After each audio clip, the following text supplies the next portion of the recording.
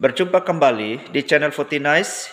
Dukunglah channel ini dengan cara like, komen, dan subscribe. Tuhan Yesus memberkati saudara-saudara. Shalom. Saudara yang dikasih Tuhan, renungan kita hari ini yang saya berikan tema cinta kasih yang tak pernah gagal. Saudara-saudara sekalian, kita sering berbicara tentang cinta. Namun apa sebenarnya cinta itu? Paulus dalam suratnya kepada jemaat Korintus memberikan definisi yang paling indah dan mendalam tentang cinta kasih. Dalam 1 Korintus pasal 13 ayat 4 sampai 8, kita menemukan gambaran cinta kasih yang ideal, tidak hanya indah secara teori, tapi juga praktis dan tak pernah gagal. Mari kita beda ayat demi ayat untuk memahami esensinya.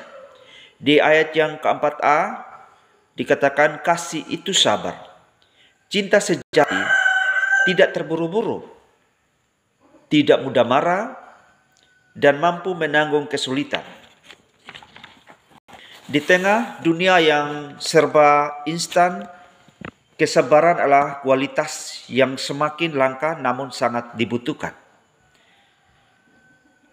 Ayat yang keempat-b dikatakan kasih itu murah hati. Jadi cinta itu dermawan, tidak egois, dan selalu ingin memberi. Ini bukan tentang apa yang bisa kita dapatkan, melainkan apa yang kita bisa berikan. Dan di ayat yang keempat-c itu dikatakan tidak cemburu. Jadi cinta tidak iri hati atau terancam oleh kebaikan orang lain. Sebaliknya ia turut bersuka cita atas kebahagiaan sesama. Saudara-saudara yang dikasih Tuhan, ayat yang keempat-d dikatakan bahwa ia tidak memegahkan diri dan tidak sombong. Artinya apa? Bahwa cinta itu rendah hati. Ia tidak merasa lebih baik dari orang lain dan tidak mencari pujian. Kesombongan adalah musuh kasih. Nah, di ayat yang kelima-a dikatakan bahwa ia tidak melakukan yang tidak sopan.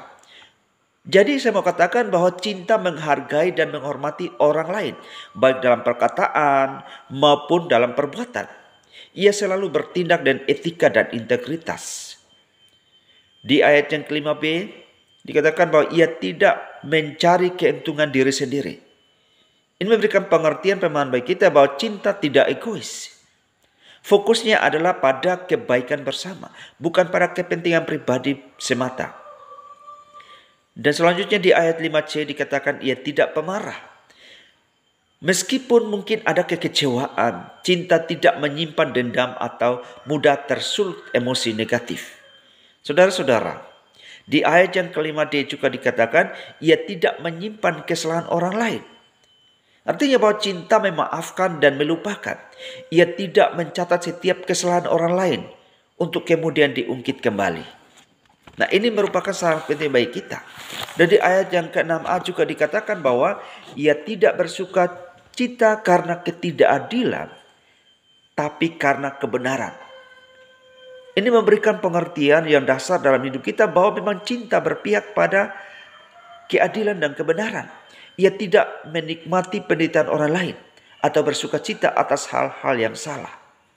Dan di ayat yang ke-7a juga dikatakan bahwa ia menutupi segala sesuatu, percaya segala sesuatu, mengharapkan segala sesuatu, sabar menanggung segala sesuatu.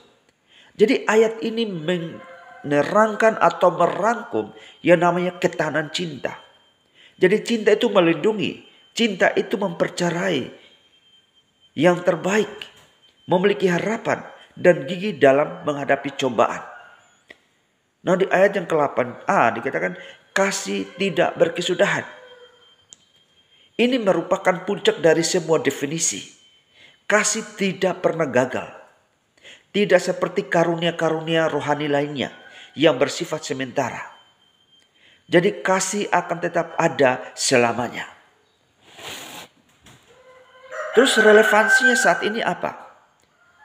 Dalam masyarakat kita yang semakin kompleks dan terkadang penuh dengan konflik, prinsip-prinsip kasih yang diuraikan oleh Paulus ini sangat relevan.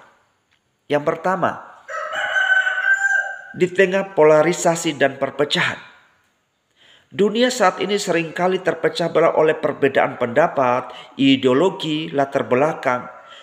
Jadi ajaran tentang kasih yang sabar, murah hati, tidak sombong, dan tidak mencari keuntungan diri sendiri dapat menjembatani perpecahan ini. Jadi kasih mengajak kita untuk mendengar, memahami, dan menghargai meskipun ada perbedaan. Hal yang kedua, dalam hubungan pribadi, di dalam keluarga, persahabatan, dan hubungan romantis, kasih yang digambarkan ini adalah fondasi yang paling kokoh. Jadi kesabaran, kemurahan hati, kerendahan hati, dan kemampuan untuk memaafkan adalah kunci untuk mempertahankan hubungan yang sehat dan langgeng di tengah tantangan hidup. Jadi, saya mau katakan bahwa dalam 1 Korintus pasal 13 ayat 4 sampai ayat yang ke-8, itu bukan hanya sebuah puisi indah, melainkan panduan praktis yang terbaik untuk menjalani kehidupan yang bermakna. Kasih yang tak pernah gagal, ini adalah kekuatan transformatif yang mampu mengubah individu, hubungan, bahkan masyarakat. Mari kita terus berusaha mewujudkan kasih ini dalam setiap aspek kehidupan kita, karena hanya dengan kasihlah kita dapat membangun dunia yang lebih baik, di mana kebaikan, keadilan, kedamaian benar-benar berkuasa. Tuhan Yesus memberkati firman-Nya.